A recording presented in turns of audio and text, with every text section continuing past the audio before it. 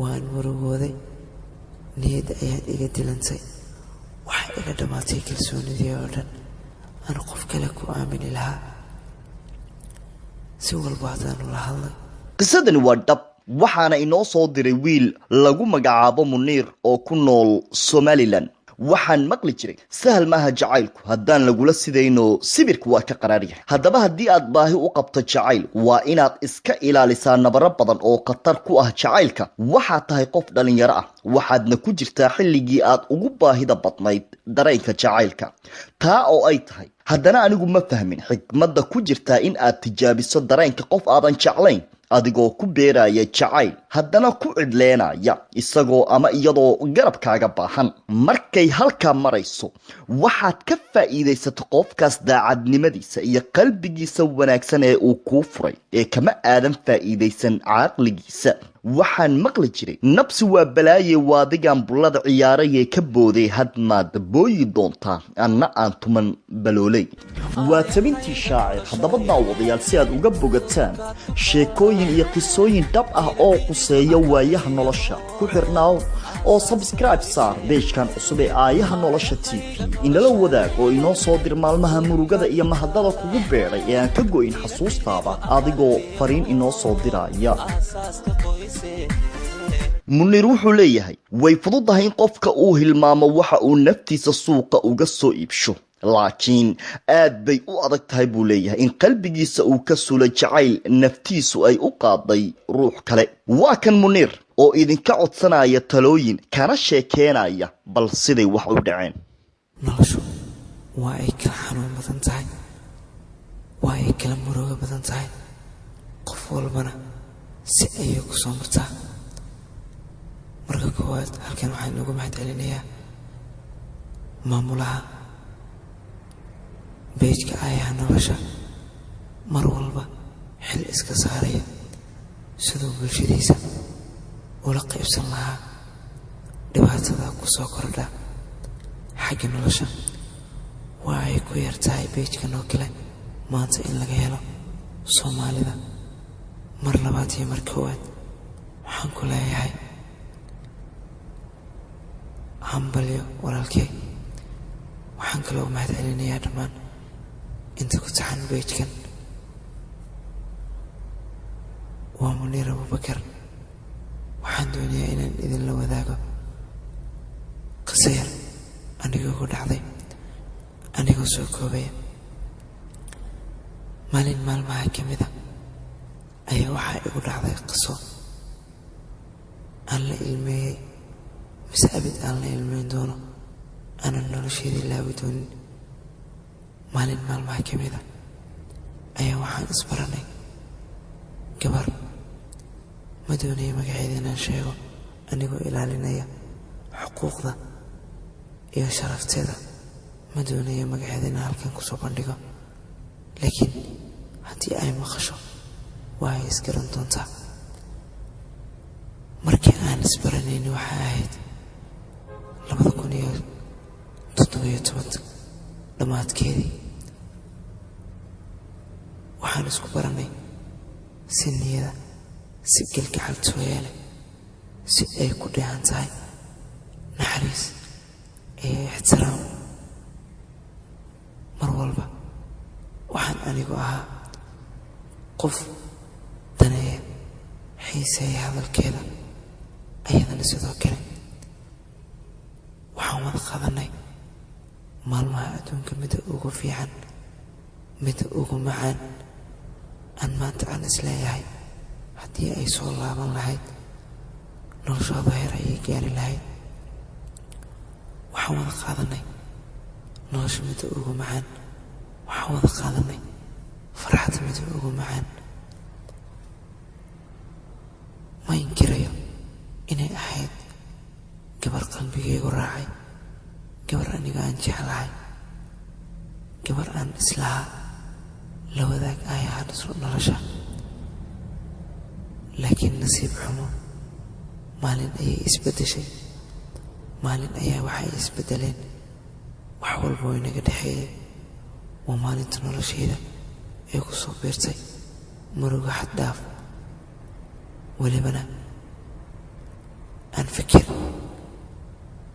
iyo calooliyo joogta aan la keliyoobay aniga. maalin maalmaha ka mid ah anigoo u faraxsan, danaynaya, xiisaynaya, ayay hadal waxa iigu tiri qalbigayga guba. hadalkaasi oo ahaa inay igu tiri nolosheenna halkaasi aan ku soo gebagabayno. maalintaas waxay ahayd maalin mugdi ah, maalin nolosheeda ugu xanuunka badan. waan isweydiiyey su'aalo badan oo ah, maxaad ka samaysay? ma qalad ayaad gashay? aniga ayaa dib isu raacay. waxaan ogaaday inaan qalad gelin. waxaan ogaaday inaan anigu ahay qofka keliya oo xiiseynaya. waan weydiiyey su'aalo badan oo ku dheehan tahay, maxaan qalad ayaa galabsaday? ma dambi ayaan kaa galay? ma jacaylkaaga ayaan khiyaanay?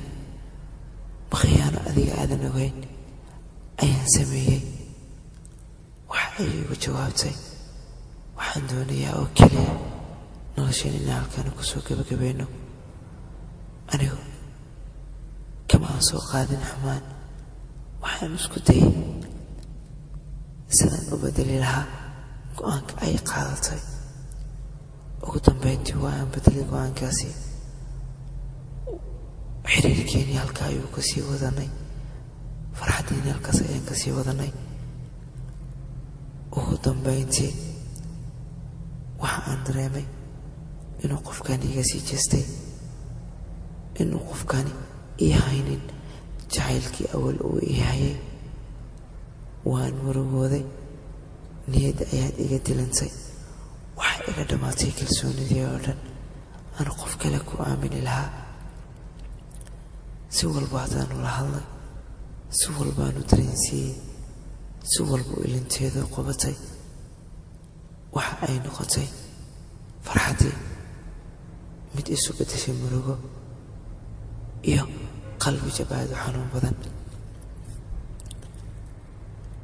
mar walba waxaa niyaddeeda ku qaboojin jiray in maalin soo laaban doonto, laakiin ma aysan dhicin. wallaahi waxa igaga fogaatay sidii, welibana ayadoo ku dheehan tahay si niyad jaba, si jees jeesa. hadal walbo aniga macaan aan iraahdo waxa iigu jawaabi jirtay hadal qalbigayga gubayo, hadal qalbigayga mar walba soo celcelinayo, isweydiinayo, ma u qalantaa mise uma qalantid? ugu dambeyntii waxa aan qaatay go'aan inaan nolosheeda aan ka baxo, qalbigaygana aan ka saaro, ayadoo aadan ii suurtagelaynin. laakiin waxaa keliya iigu dhiirigeliyey waa dad aan maanta u mahad celinayo. waa 3 qofood aan maanta garab weyn i siiyey, iguna dhiirigeliyey inaan qofkaasi ilaawo. laakiin way adag tahay qof aad jeceshahay si aad ku ilowdo. qof walba taladan ay siiyey tala ka duwan haya waa uu igu saacidi karaa. waxaan la dardaarmayaa dhalinta Soomaaliyeed, khaasatan hablaha. hablow, rag waa idin dhaleen,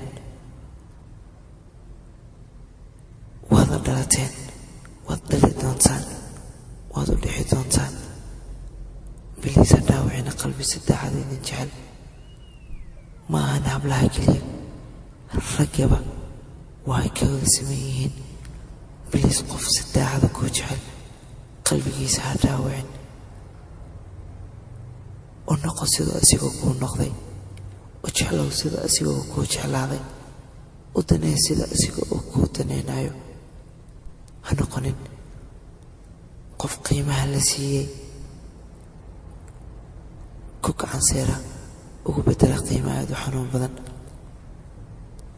anigu maanta waxaan la dirisahay waxaan ku jacaylka hawadana aan fariin u marinayo aan leeyahay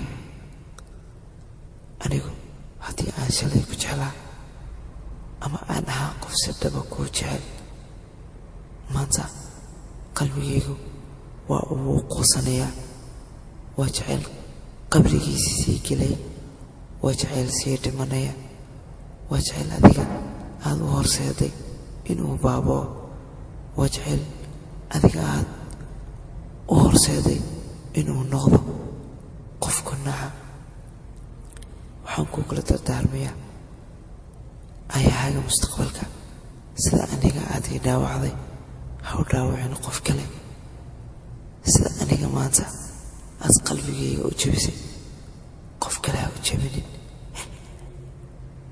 waxaan ku leeyahay cimrigaaga ha waaro maanta waxa kuuma qabo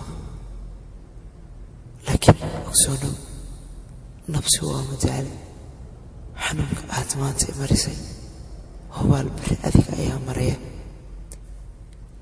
khayr badan baan ka warajeynayaa